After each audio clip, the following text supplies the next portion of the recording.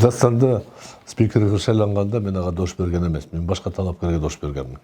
Ал жерде Исхак Абсаматович Масалиев деген талапкер болчу, 36 дош алган, өтпөй калды. Ошондуктан ал мен шайлаган спикер эмес да. Мен бул жигит кичине жаштык кылып атат, эртеээк мындай бийик кызматка барып атат деген оюм ошондо эле айткам, азыр деле ачык айтам. Бир аз даярданыш керек, окуш керек, окугандан кийин билим алыш керек да. Бул жигит пешенекен өз мезгилинде ушундай жол ачылып калыптыр. Алмазбек Шаршанович тандоосун ушул жигитке коюптур. Мына бүгүнкү күндө ушу биздин спикер болуп атат. Эми аны бошотуу же кызматтан кетирүү жол жобосу башкача. Мен ага демелгечи болгум келбей атат, калган депутаттар дош бергендер өздөрү чечсин да. Мен ачык эле айткам.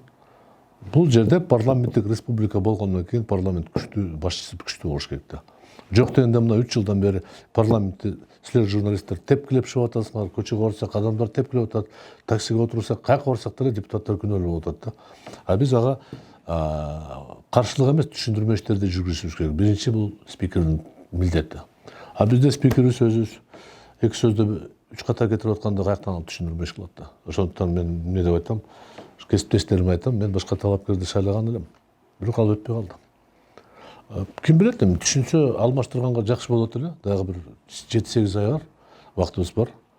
Жок дегенде парламент жакшы маанай менен элге чыкканда шайлоонун мөөнөтүнө бүткөндө биз таза иштегенге аракет кылдык деп айтса, мүмкүнчүлүк дали бар. Бирок мен аны демилге кылбайм азырынча.